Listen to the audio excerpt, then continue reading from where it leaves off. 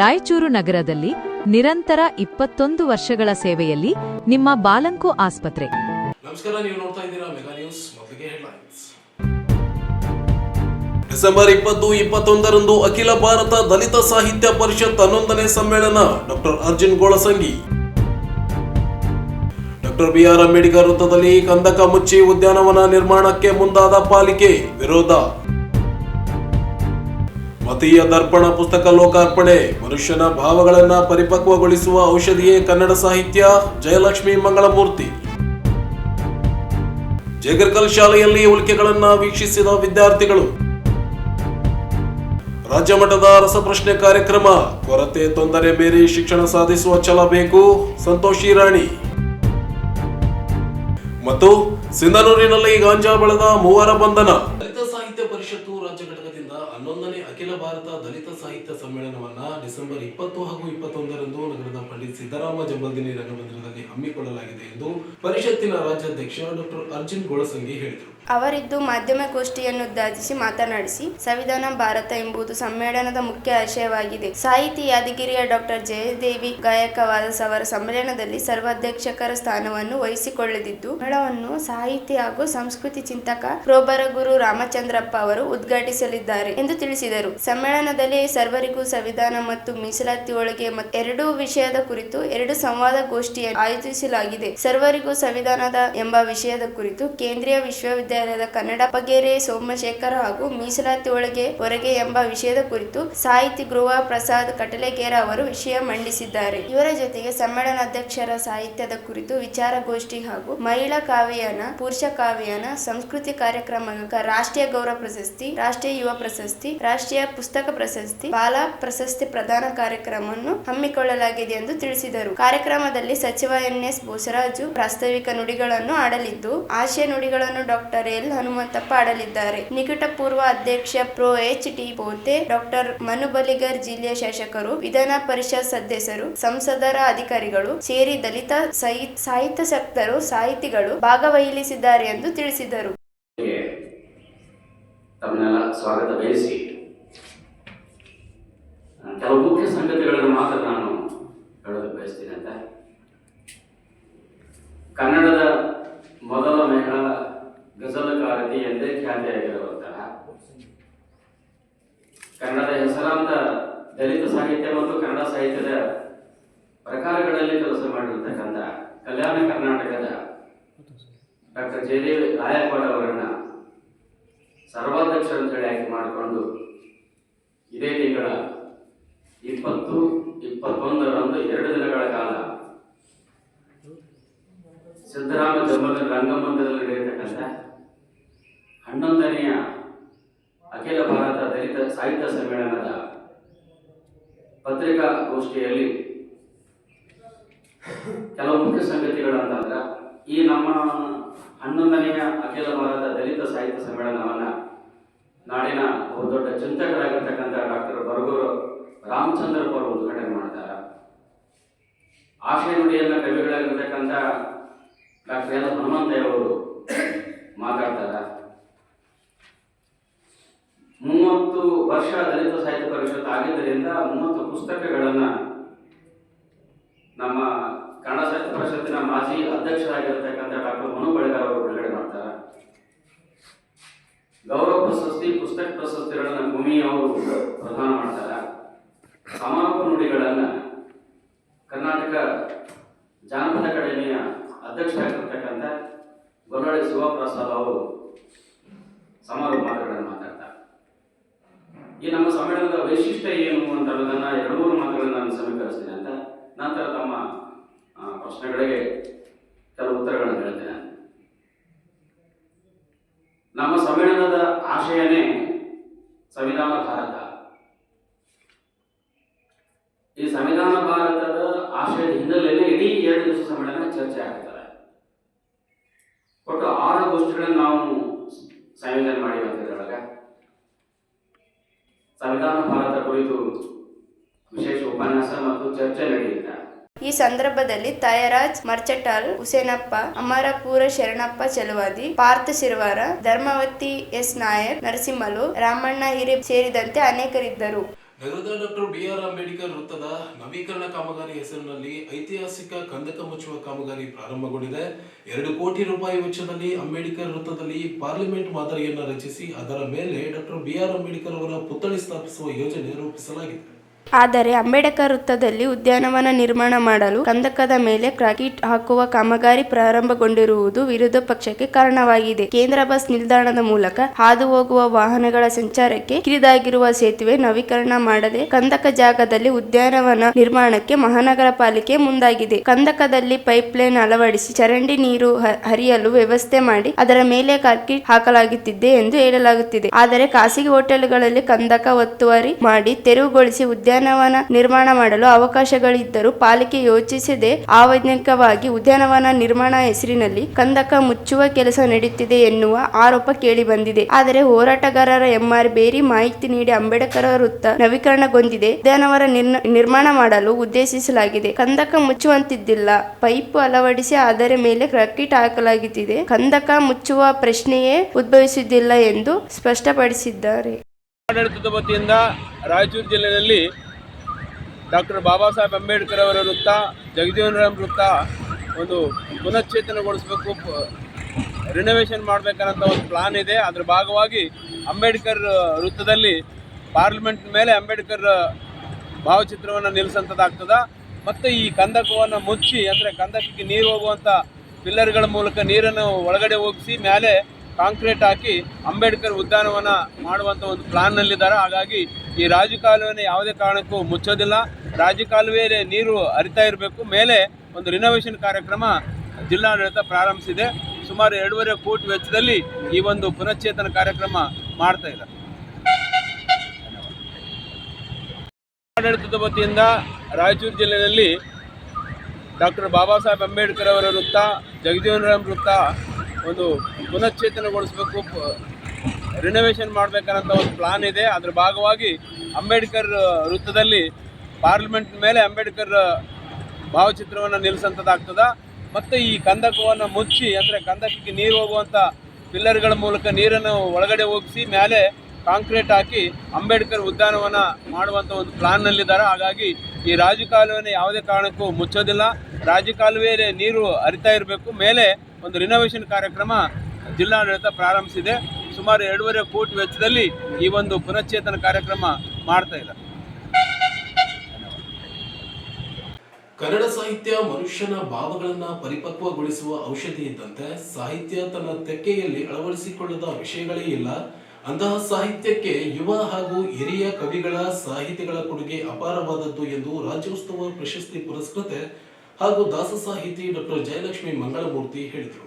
ಅವರಿದ್ದು ನಗರದ ಕನ್ನಡ ಭವನದಲ್ಲಿ ಸಿದ್ದೇಶ್ವರ ಸಾಹಿತ್ಯ ವೇದಿಕೆಯಿಂದ ಹಮ್ಮಿಕೊಂಡಿದ್ದ ಗಿರಿಜಾ ಮಾಲಿಪಾಟೀಲ್ ಅವರು ಮತಿದರ್ಪಣ ವಿಮರ್ಶೆ ಸಂಕಲನ ಲೋಕಾರ್ಪಣೆ ಕಾರ್ಯಕ್ರಮವನ್ನು ಉದ್ಘಾಟಿಸಿ ಮಾತನಾಡಿದ್ದರು. ಗ್ರಂಥಗಳು ಶಾಶ್ವತವಾದ ಸನಾತನವಾದ ಆಶಯನಿವಾದ ಪ್ರಕಾಶಮಾನವಾಗಿ ಬೆಳಗುತ್ತಿರುವ ದಿವ್ಯ ಜ್ಯೋತಿಯಾಗಿದ್ದು ಭಾರತೀಯ ಸಂಸ್ಕೃತಿಯನ್ನು ಅನಂತದವರೆಗೆ ಬೆಳಗುತ್ತಿರುತ್ತವೆ. ಅಂತಹ ದಿವ್ಯ ಬೆಳಕನ್ನು ಸಾಹಿತ್ಯ ತನ್ನ ಒಡಲಿನಲ್ಲಿ ಇಟ್ಟುಕೊಂಡಿದೆ ಎಂದರು. ವ್ಯಕ್ತಿಹಿತ, ಸಮಾಜದ ಹಿತ ಮತ್ತು ರಾಷ್ಟ್ರಹಿತವನ್ನು ಹಾಗೂ ಜಾಗೃತಿಯನ್ನು ಪ್ರಜ್ಞೆಯನ್ನು ಮೂಡಿಸಿದೆ. ಈ ಸಾಹಿತ್ಯ ಪರಿಭಾಷೆ ಪ್ರಸ್ತುತ ಬಹಳ ವಿಸ್ತಾರವಾಗಿದೆ. ಸಾಹಿತ್ಯ ಹೃದಯದ ಬಡಿತವಾಗಬೇಕು, ಉಸಿರಾಗಬೇಕೆಂದು ಕರೆ ನೀಡಿದರು. ಇದೇ ವೇಳೆ ನಿವೃತ್ತ ಉಪನ್ಯಾಸಕ ಬಿ.ಜಿ. ಹುಲಿ ಮಾತನಾಡಿ, ಪುಸ್ತಕ ಲೋಕಾರ್ಪಣೆ ಎಂಬುದನ್ನು ಸಾಮಾನ್ಯ ಸಂಗತಿಯಾದರೆ ಇದಕ್ಕೂ ಮಿಗಿಲಾದ ಸಾಮಾನ್ಯ ಸಂಗತಿ ಎಂದರೆ ಅದು ನಮ್ಮ ಸೇವೆಯ ಸಮರ್ಪಣೆ, ಅರಿವಿನ ಅರ್ಪಣೆ ಮತ್ತು ನಮ್ಮ ಪ್ರೀತಿಯ ಸಮರ್ಪಣೆಯಾಗಬೇಕು. ಲೋಕಕ್ಕೆ ನಮ್ಮ ಸಂಸ್ಕೃತಿಯ ಸಮರ್ಪಣೆ ಆಗಬೇಕು ಎಂದರು.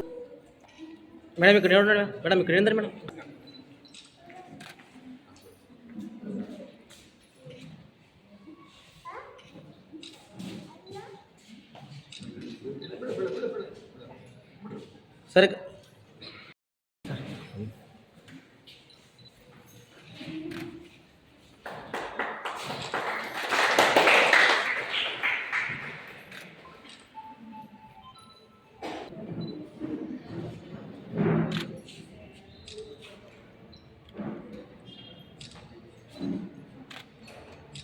ಓಕೆ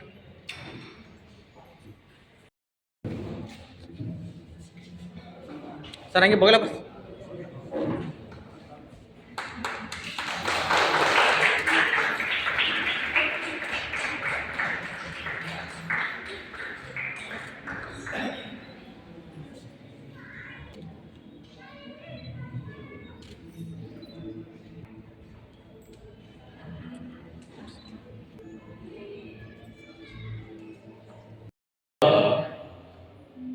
ಏನು ಹಾಗೆಂದರೆ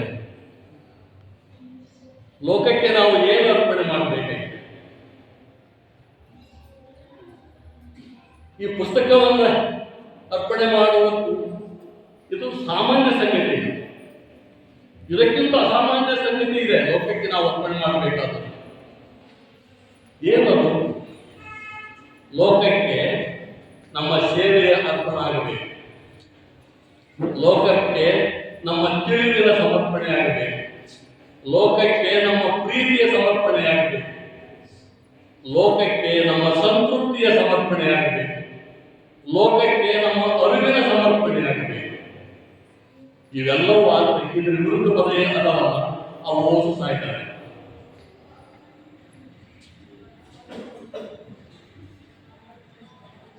ಪುಸ್ತಕಗಳು ಅಂದರೆ ಏನು? This are the product of human being. ಅವ ಮನುಷ್ಯನ ಉತ್ಪಾದನೆ.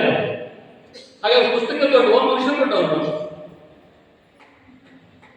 ನಮ್ಮಿಂದ ಹುಟ್ಟಿದ ಪುಸ್ತಕಗಳು created by the man. Therefore, man is super than books. ಅದು ದುರಂತ ಏನಾಗಿರುತ್ತೆ? ಪುಸ್ತಕಗಳ ನಮ್ಮ ತಲೆಯಲ್ಲಿ ತಪ್ಪುವುದಿಲ್ಲ. ಎಲ್ಲ ಯಾವುದೇ ಧರ್ಮ, ಯಾವುದೇ ಮಹಾತ್ಮ ಭಗವದ್ಗೀತೆ ತಲೆ ಮೇಲೆ ಇಟ್ಕೊಂಡ್ರೆ ಅದರ ಏನೈತೆ ಅಂತ ಅದನ್ನು ಸುದಿನ ಮಾಡಿಕೊಂಡು ಅದು ಬಂದು ನಮ್ಮ ತಲೆ ಮೇಲೆ ಕೂರ್ತದೆ. ರಾಮಾಯಣ ತಲೆ ಮೇಲೆ ಕೂರ್ತದೆ, ಮಹಾಭಾರತದ ತಲೆ ಮೇಲೆ ಕೂರ್ತದೆ. ಅದನ್ನು ಬರೆದವ್ರು ಯಾರು? ಅದನ್ನು ಬರೆದವ್ರು ನಾವೇ. ಅವು ನಮ್ಮ ಕಣ್ಣಮ್ಮಗಳು, ನಮ್ಮ ಅರಿವಿನ ಮಕ್ಕಳು. ಇದು ಸಮರ್ಪಣೆ ಆಗಬೇಕು. ನಮ್ಮ ಅರಿವು ಲೋಕಕ್ಕೆ ಸಮರ್ಪಣೆ ಆಗಬೇಕು. ಯಾರ್ದೋ ಬರೋದು ಮಾತುಗಳನ್ನ ಅವರು ಹೀಗಬಾರದು ಅಂತ ಹೇಳೋದು ಅವ್ರ ಮಾತು. ನಮ್ಮ ಮಾತೇನು? ನಮ್ಮ ಅವಸರಿಗೆ ಬೆಲೆ ಏನು? ನಾನು ಹೇಳುವುದನ್ನು ಹೇಳಿದಾಗ, ನಾನು ಹೇಳುವುದನ್ನು ಲೋಕಕ್ಕೆ ಸಮರ್ಪಣೆ ಮಾಡಿದಾಗ ನನ್ನ ತನವನ್ನು, ನನ್ನ ಅರಿವನ್ನು, ನಾನು ತಿಳಿದ ಅರಿವನ್ನು, ನಾನು ಬದುಕಿದ ಅರಿವನ್ನು, ನಾನು ಬದುಕಿದ ಅನ್ನೋದೇನಲ್ಲ, ಅದು ನನ್ನ ಅಸ್ಮಿತೆ, ನನ್ನ ಸಂಪಾದನೆ. ಅದನ್ನ ಲೋಕಕ್ಕೆ ನಾನು ಅರ್ಪಣೆ ಮಾಡಬೇಕು. ಈ ಸಂದರ್ಭದಲ್ಲಿ ಮಸ್ಕಿ ಕನ್ನಡ ಪಬ್ಲಿಕ್ ಶಾಲೆಯ ಶಿಕ್ಷಕ ಮಲ್ಲಯ್ಯಸ್ವಾಮಿ, ನಿವೃತ್ತ ಉಪನ್ಯಾಸಕ ನಾಗೇಂದ್ರನಾಥ್ ಬಸಪ್ಪ, ಸಹ ಕಾರ್ಯದರ್ಶಿ ದಂಡಪ್ಪ ಬೀರುದಾರ, ಅನಂತ ಕುಲಕರ್ಣಿ, ಗಿರಿಜಾ ಮಾಲಿಪಟಲ್ ಸೇರಿದಂತೆ ಅನೇಕರು ಉಪಸ್ಥಿತಿ ಇದ್ದರು. ಈಗ ಚಿಕ್ಕದೊಂದು ಬ್ರೇಕ್ ನಂತರ ಮೆಗಾ ನ್ಯೂಸ್ ಮುಂದುವರಿಯುತ್ತದೆ.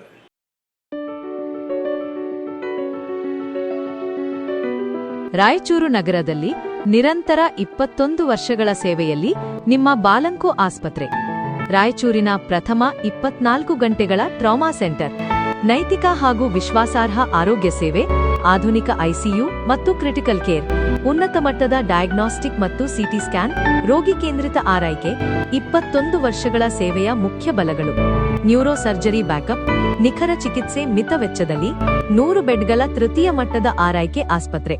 ನಮ್ಮ ಮುಂದಿನ ಯೋಜನೆ ಕ್ಯಾಥ್ ಲ್ಯಾಬ್ ವಿಭಾಗ.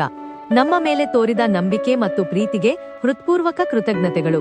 21 ವರ್ಷಗಳ ನಂಬಿಕೆಗೆ ಧನ್ಯವಾದಗಳು. ಬಾಲಂಕು ಆಸ್ಪತ್ರೆ, ಬಸವನಬಾವಿ ಚೌಕ್, ರಾಯಚೂರು.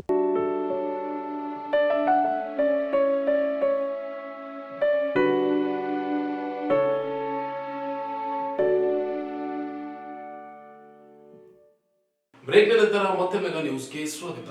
ರಾಯಚೂರು ತಾಲೂಕಿನ ಜಗರ್ಕಲ್ ಗ್ರಾಮದಲ್ಲಿ ರೋಟರಿ ರಾಯಚೂರು ಈಸ್ಟ್ ಭಾರತೀಯ ಜ್ಞಾನ ವಿಜ್ಞಾನ ಸಮಿತಿ, ಗುರುಕೃಪಾ ಟ್ರಸ್ಟ್ ಹಾಗೂ ಮಂಥನ ಟ್ರಸ್ಟ್ ಸಂಯುಕ್ತಾಶ್ರಯದಲ್ಲಿ ವಿದ್ಯಾರ್ಥಿಗಳಿಗೆ ಆಕಾಶಕಾಯಗಳ ಕುರಿತು ಜಾಗೃತಿ ಹಾಗೂ ಉಲ್ಕಾಪಾತ ವೀಕ್ಷಣೆ ಕಾರ್ಯಕ್ರಮವನ್ನು ಹಮ್ಮಿಕೊಳ್ಳಲಾಗಿತ್ತು. ಭಾಗವಹಿಸಿದ್ದ ಎಲ್ವಿಡಿ ಕಾಲೇಜಿನ ನಿವೃತ್ತ ಉಪನ್ಯಾಸಕ ಶಂಶುದ್ದೀನ್ ಅವರು ಆಕಾಶಕಾಯಗಳು, ಉಲ್ಲೇಖಗಳ ಹುಟ್ಟು ಸಾವು, ಗ್ರಹಗಳ ಚಲನೆ, ಸೂರ್ಯನ ಕುಟುಂಬ ಹಾಗೂ ಗ್ಯಾಲಕ್ಸಿ ಕುರಿತು ವಿದ್ಯಾರ್ಥಿಗಳಿಗೆ ಸುಲಭವಾಗಿ ಅರ್ಥವಾಗುವ ರೀತಿಯಲ್ಲಿ ಮಾಹಿತಿ ನೀಡಿದರು. ಹಗಲಿನ ಸಮಯದಲ್ಲಿ ಆಕಾಶವನ್ನು ಹೇಗೆ ವೀಕ್ಷಿಸಬೇಕು, ಆ ವೀಕ್ಷಣೆಯನ್ನು ಅಭ್ಯಾಸಕ್ಕೆ ಹೇಗೆ ತರಬೇಕು ಹಾಗೂ ಇತ್ತೀಚಿನ ದಿನಗಳಲ್ಲಿ ಲಭ್ಯ ಇರುವ ವಿವಿಧ ಸಾಫ್ಟ್ವೇರ್ ಮೂಲಕ ಆಕಾಶಕಾಯಗಳ ನಿಖರ ಮಾಹಿತಿಗೆ ಹೇಗೆ ಪಡೆಯಬಹುದು ಎಂಬುದನ್ನು ವಿದ್ಯಾರ್ಥಿಗಳಿಗೆ ಪ್ರತ್ಯಕ್ಷವಾಗಿ ವಿವರಿಸಿದರು. ಇಂದಿನ ದಿನಮಾನಗಳಲ್ಲಿ ಮನುಷ್ಯರು ಬದುಕಿನ ಹೊರೆಗಳಲ್ಲಿ ಮುಳುಗಿ ತಮ್ಮ ಸುತ್ತಮುತ್ತಲಿನ ಪರಿಸರ ಹಾಗೂ ಆಕಾಶದಲ್ಲಿ ನಡೆಯುತ್ತಿರುವ ವೈಜ್ಞಾನಿಕ ಘಟನೆಗಳನ್ನು ಗಮನಿಸದೆ ಮರೆಯಾಗುತ್ತಿದೆ. ಆದರೆ ಆಕಾಶ ವೀಕ್ಷಣೆ ಮತ್ತು ಸಂಶೋಧನೆಗಳ ಮೂಲಕ ಮಾನವ ಜೀವನವನ್ನು ಇನ್ನೂ ಉತ್ತಮಗೊಳಿಸಬಹುದು. ಈ ಹಿನ್ನೆಲೆಯಲ್ಲಿ ಗ್ರಾಮೀಣ ಪ್ರದೇಶ ದೇಶದ ವಿದ್ಯಾರ್ಥಿಗಳು ವೈಜ್ಞಾನಿಕ ಚಿಂತನೆ ಮತ್ತು ಸಂಶೋಧನೆಗಳ ಕಡೆ ಹೆಚ್ಚು ಗಮನ ಹರಿಸಬೇಕೆಂದು ಅವರು ಕರೆ ನೀಡಿದರು. ಈಗಾಗಲೇ ಅನೇಕ ವಿಜ್ಞಾನಿಗಳು ತಮ್ಮ ಜೀವನವನ್ನು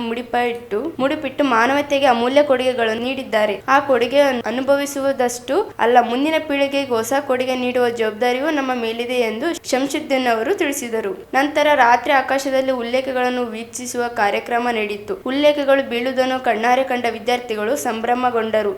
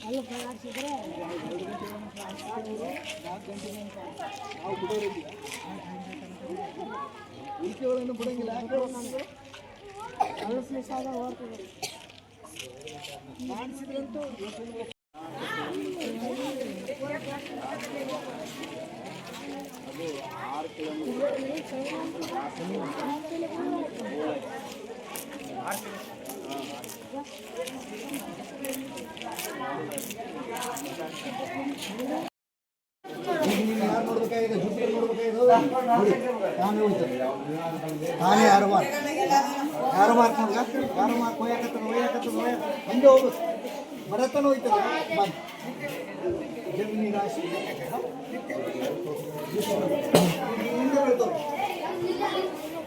ಜಮೀನೈಟ್ಸ್ ಅಂತ ಯಾವ ರಾಶಿ ಬರ್ತಾವ ಉಲ್ಕೆಗಳು ಯಾವ ಟೈಮ್ದಾಗ ಹುಟ್ಟ್ಯಾರ ಹೌದಾ ಅಂತ ಹಿಂಗತ್ತೆ ಕ್ಯಾಲ್ಕುಲೇಟ್ ಇಲ್ಲಿ ಬರ್ರಿ ಅದೇನು ಗೊತ್ತಿಲ್ಲ ಹೌದಲ್ಲ ಜನ್ಮನಾಮ ಯಾವುದು ರೂಢನಾಮ ಯಾವುದು ಆ ಕಡೆ ಇಟ್ಕೊಂಡು ಅರ್ಥದ್ದು ಹೊಡಿಬೇಕು. ಯಾವ ರಾಶಿ ತುಂಬ ವಿಷಯಗಳನ್ನ ಮಾಡ್ತಾರೆ ಏನು ಗೊತ್ತಲ್ಲ ಆ್ಯಕ್ಚುಲಿ ದೂರ ಹಂಗೈತೆ ಆ್ಯಕ್ಚುಲಿ ಹಿಂಗೈತೆ ಇಲ್ಲ ಡಿಟೇಲ್ ಬೇಕಂದ್ರೆ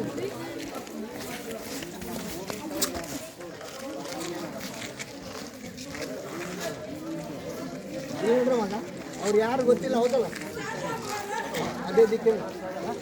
ಅದೇ ದಿಕ್ಕಿನಲ್ಲಿ ಮಾಡಿದ್ರಾಗ ಕಾಣಿಸ್ತಾರೆ. ದಿಕ್ಕಿಂತ ದೊಡ್ಡವರಿದ್ದವ್ರು ಇವರೇ ಸಚಿತ್ವಾನ್ ಅಂತ ಬರ್ತದೆ.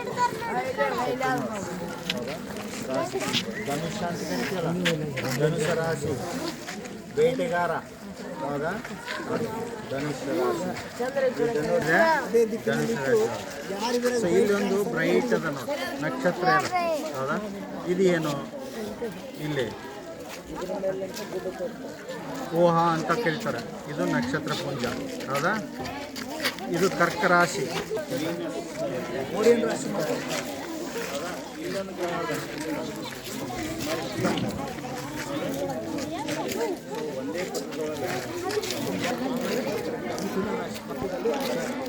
ಇಲ್ಲಿಂದ ಬಿಡ್ತಾವೆ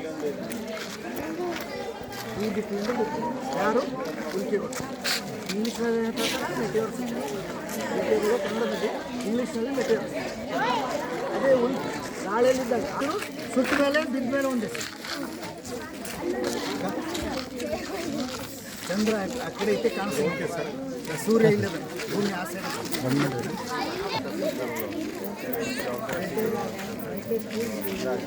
ನಾವು ಟೆಕ್ನಾಲಜಿನ ಹೇಗೆ ಬಳಸ್ಕೊಂಡು ಮಕ್ಕಳಿಗೆ ಪಾಠ ನಕ್ಷತ್ರ ಯಾವ ರಾಶಿಯಲ್ಲಿ 12 ರಾಶಿ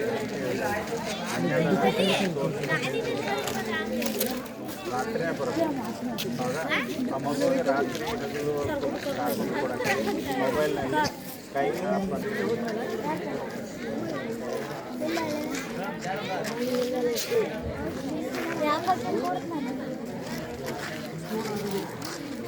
ದೂರದರ್ಶಕ ಇಲ್ಲದೇ ಚೈನಾ ದುಡ್ಡು ಮಾಡ್ಯಾರ. ಇದು ಕಳಿಸ್ಬಿಟ್ರ ಬರಪ್ಪ ಇಲ್ಲಿ ಬರ್ರಿ ನೀವು ನೋಡಿ ಮತ್ತೆ ಬರ್ರಿ ಬರಮ್ಮ. Next batch. ಇಲ್ಲಿಂದ ಕೇಳಮ್ಮ. ಇದರಲ್ಲಿ ಎಲ್ಲ ಕೇಳಿಸ್ಕೊ. ಈ ಕಡೆ ಮಾಡಿದ್ರೆ ಈಗ ಇದೆ ನೋಡಿ.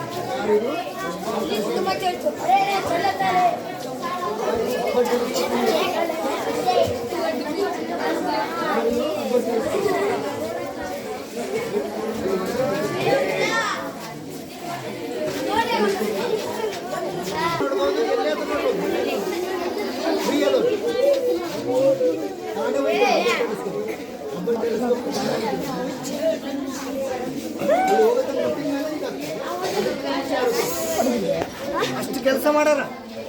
ಆಕಾಶದ ಪ್ರತಿಯೊಂದು ಕಾಯಿಗ ನೇರವಾಗಿ ಯಾರೊಬ್ಬ ಟೆಲಿಸ್ಕೋಪ್ ಡೀಟೇಲ್ಸ್. ನೆಕ್ಸ್ಟ್ ನೋಡಿ, ಇಲ್ಲಿ ನೋಡಿ ಯಾವ ರಾಶಿ ಇದು.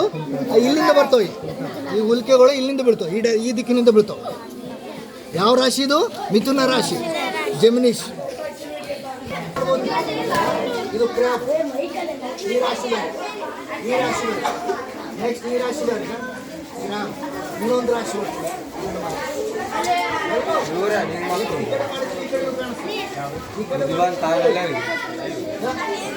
ಶನಿಗ ಇಲ್ಲಿ ಮೀನ ರಾಶಿಯಲ್ಲಿ ಇದ್ದು.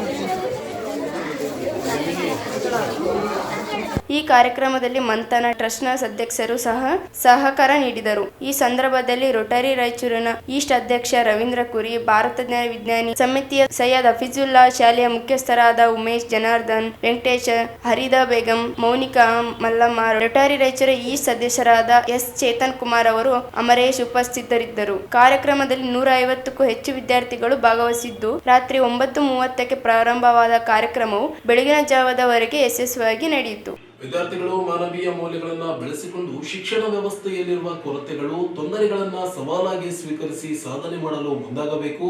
ವ್ಯವಸ್ಥೆಯಲ್ಲಿರುವ ತೊಂದರೆಗಳನ್ನು ಅಸ್ತ್ರವಾಗಿ ಬಳಸಿಕೊಂಡು ಯಶಸ್ಸನ್ನು ಗಳಿಸಬೇಕು ಎಂದು ಮಹಾನಗರ ಪಾಲಿಕೆ ಉಪ ಆಯುಕ್ತೆ ಸಂತೋಷಿ ರಾಣಿ ಹೇಳಿದರು. ಅವರಿಂದು ನಗರದ ಸಿದ್ದರಾಮ ಜಂಬಲ್ದಿನ್ನಿ ರಂಗಮಂದಿರದಲ್ಲಿ ಜ್ಞಾನದರ್ಶಿನಿ ಶಿಕ್ಷಣ ಸಂಸ್ಥೆ ಹಾಗೂ ವಿವಿಧ ಸ್ಪರ್ಧಾತ್ಮಕ ಪರೀಕ್ಷೆಗಳ ತರಬೇತಿ ಕೇಂದ್ರ ವತಿಯಿಂದ 150ನೇ ಉಚಿತ ಸ್ಪರ್ಧಾತ್ಮಕ ಮಾದರಿ ಪರೀಕ್ಷೆಯ ಹಾಗೂ ರಾಜ್ಯದ ವಿವಿಧ ಇಲಾಖೆಯ ಹುದ್ದೆಗಳಿಗೆ ಆಯ್ಕೆಯಾದ ಆಕಾಂಕ್ಷಿಗಳಿಗೆ ಸನ್ಮಾನ ಕಾರ್ಯಕ್ರಮದ ಅಂಗವಾಗಿ ರಾಜ್ಯ ಮಟ್ಟದ ರಸಪ್ರಶ್ನೆ ಸ್ಪರ್ಧೆ ಕಾರ್ಯಕ್ರಮವನ್ನು ಸಸಿಗೆ ನೀರು ಹಾಕುವ ಮೂಲಕ ಉದ್ಘಾಟಿಸಿ ಮಾತನಾಡಿದರು. ಭಾನುವಾರದಂದು ಮೋಜು ಮಸ್ತಿಗೆ ಮುಂದಾಗುವ ಇಂದಿನ ಯುವ ಪೀಳಿಗೆಯ ನಡುವೆ ಸಾಧಿಸಲು ಪ್ರಯತ್ನಿಸುತ್ತಿರುವ ವಿದ್ಯಾರ್ಥಿಗಳನ್ನ ಗುರುತಿಸಿ ಅವರಿಗೆ ರಸಪ್ರಶ್ನೆ ಕಾರ್ಯಕ್ರಮ, ಸ್ಪರ್ಧಾತ್ಮಕ ಪರೀಕ್ಷೆಗಳ ಕುರಿತು ಜ್ಞಾನ ನೀಡುವ ಇಂತಹ ಕಾರ್ಯಕ್ರಮವನ್ನು ಆಯೋಜಿಸಿರುವುದು ದೊಡ್ಡ ಸಾಧನೆಯಾಗಿದೆ ಎಂದರು. ಪ್ರಸ್ತುತ ಶಿಕ್ಷಣ ತಳಪಾಯ ಇಲ್ಲದ ವ್ಯವಸ್ಥೆ ಇದೆ. ಮಕ್ಕಳು ದಿಕ್ಕು ತಪ್ಪುತ್ತಿದ್ದಾರೆ. ಇದೇ ಶಿಕ್ಷಣ ವ್ಯವಸ್ಥೆಯಲ್ಲಿ ಇದ್ದುಕೊಂಡೇ ಪಾರಾಗಬೇಕು. ಶಿಕ್ಷಣ ಸಂಸ್ಥೆಯ ಅನಾನುಕೂಲಗಳನ್ನ ಸವಾಲಾಗಿ ತೆಗೆದುಕೊಂಡು ಮಾನವೀಯ ಮೌಲ್ಯಗಳನ್ನ ಬೆಳೆಸಿಕೊಳ್ಳಬೇಕು. ಆಗಿನ ಕಾಲದಲ್ಲಿ ಶಿಕ್ಷಣ ಪಡೆದುಕೊಳ್ಳುವುದು ದೊಡ್ಡ ಸವಾಲಾಗಿತ್ತು. ಶಿಕ್ಷಕರ ಕೊರತೆ ಹೆಚ್ಚಾಗಿತ್ತು. ಸರ್ಕಾರಿ ಶಾಲೆಗಳಲ್ಲಿದ್ದ ಶಿಕ್ಷಕರ ಕೊರತೆಯ ಮಧ್ಯೆಯೂ ಶಿಕ್ಷಣ ಪಡೆದುಕೊಳ್ಳಬೇಕಾಗಿತ್ತು. ಪ್ರಸ್ತುತ ಆಧುನಿಕ ತಂತ್ರಜ್ಞಾನವಿದೆ. ಅದನ್ನ ಉತ್ತಮ ಜ್ಞಾನವನ್ನು ಪಡೆದುಕೊಳ್ಳಲು ವಿದ್ಯಾರ್ಥಿಗಳು ಮುಂದಾಗಬೇಕು ಎಂದರು. ಪರೀಕ್ಷೆ ಮಾಡಬೇಕಾದ್ರೆ ಕಣ್ಮುಂದೆ ತಂದಿರುವಂತಹ ಜ್ಞಾನದರ್ಶಿನಿ ಶಿಕ್ಷಣ ಸಂಸ್ಥೆಯ ಶ್ರೀಮತಿ ಸಂತೋಷ್ ರಾಣಿ ಮೇಡಮ್, ಆಡಳಿತಾಧಿಕಾರಿಗಳು, ಮಹಾನಗರ ಪಾಲಿಕೆ ರಾಯಚೂರು ಇವರ ಅಮೃತ ಹಸ್ತದಿಂದ ಪೂಜಾ ಕಾರ್ಯಕ್ರಮ.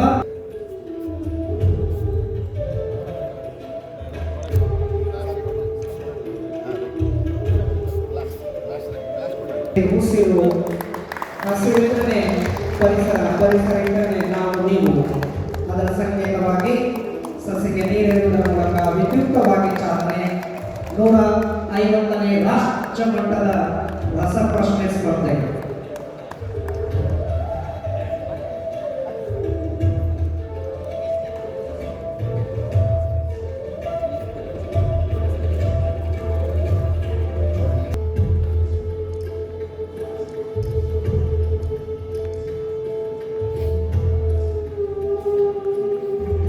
ಇಲ್ಲಂದ್ರೆ ಸಂಡೇ ದಿನ ನೀವು ಏನ್ ಮಾಡ್ತಾ ಇದ್ರಿ ಅಂತ ಯೋಚನೆ ಮಾಡ್ತಾ ಇದ್ರಿ. ಏನ್ ಮಾಡ್ತಾ ಇದ್ರಿ? ಸಿನಿಮಾಗೆ ಹೋಗ್ತಿದ್ರಿ, ಕೆಲವೊಬ್ರು ಊಟಕ್ಕೆ ಹೋಗ್ತಿದ್ರಿ, ಮದುವೆಗೆ ಹೋಗ್ತಿದ್ರಿ, ಪಾರ್ಟಿ ಮಾಡಿ. ಎಲ್ಲಕ್ಕಿಂತ ಇಂಪಾರ್ಟೆಂಟ್ ಏನ್ ಮಾಡ್ತಿದ್ರಿ? ಏನ್ ಮಾಡ್ತಿದ್ರಿ? ಮೊಬೈಲ್ ನೋಡ್ಕೊಂಡು ಕೂರ್ತಿದ್ರೇ ಇಲ್ಲ? ಇನ್ಸ್ಟಾಗ್ರಾಮ್, ಫೇಸ್ಬುಕ್, ಮೊಬೈಲ್ ಏನೇನದ ಅದ್ರೊಳಗೆ ಇತ್ತೀಚಿನ ಮಕ್ಕಳಂತೂ ಪೂರ್ತಿ ಅಪ್ಡೇಟೆಡ್ ಇದ್ದಾರೆ. ನನ್ನ ಮಗ ಇದ್ದಾನೆ, ChatGPT AI ಯೂಸ್ ಮಾಡೋದು ಅದೆಲ್ಲ ಮಾಡ್ತಾ ಇರ್ತಾರೆ.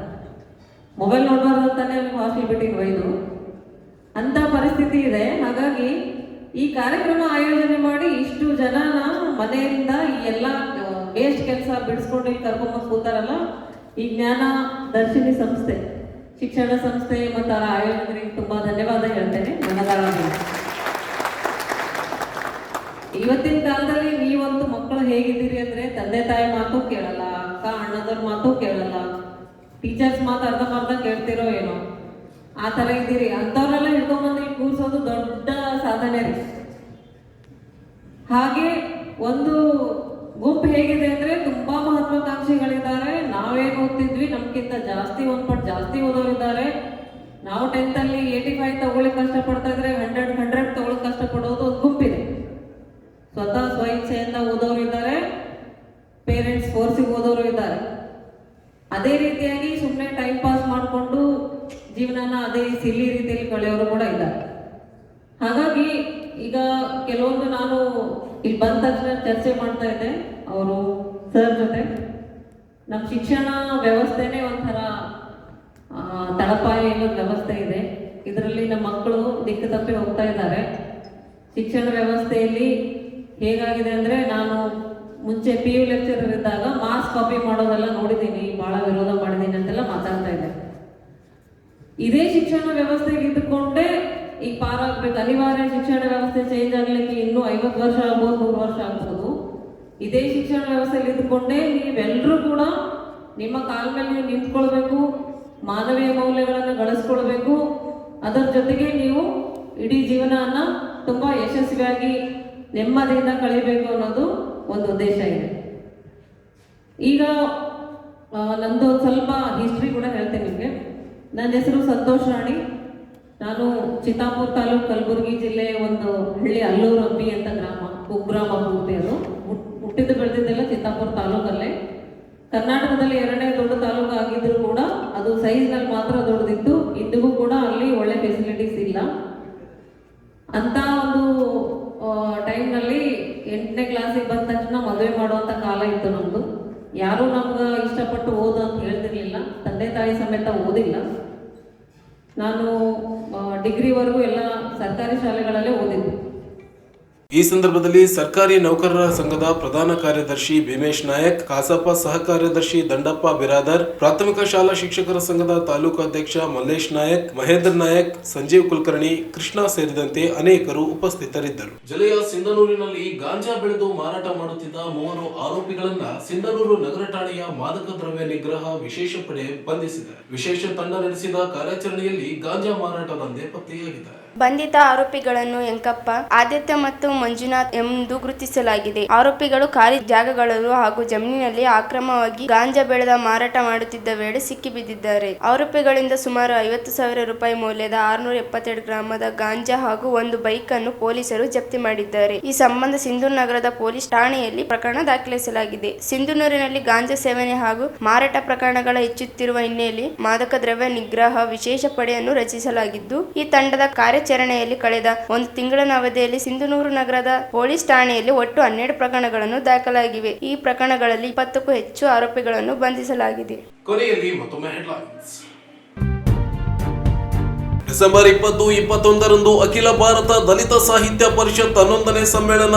Doctor Arjun Golasangi. Doctor BR Ambedkar ವೃತ್ತದಲ್ಲಿ ಕಂದಕ ಮುಚ್ಚಿ ಉದ್ಯಾನವನ ನಿರ್ಮಾಣಕ್ಕೆ ಮುಂದಾದ ಪಾಲಿಕೆ ವಿರೋಧ. ಮತೀಯ ದರ್ಪಣ ಪುಸ್ತಕ ಲೋಕಾರ್ಪಣೆ. ಮನುಷ್ಯನ ಭಾವಗಳನ್ನ ಪರಿಪಕ್ವಗೊಳಿಸುವ ಔಷಧಿಯೇ ಕನ್ನಡ ಸಾಹಿತ್ಯ. ಜಯಲಕ್ಷ್ಮಿ ಮಂಗಳಮೂರ್ತಿ. ಜೇಗರ್ಕಲ್ ಶಾಲೆಯಲ್ಲಿ ಉಲ್ಕೆಗಳನ್ನ ವೀಕ್ಷಿಸಿದ ವಿದ್ಯಾರ್ಥಿಗಳು. ರಾಜ್ಯ ಮಟ್ಟದ ರಸಪ್ರಶ್ನೆ ಕಾರ್ಯಕ್ರಮ.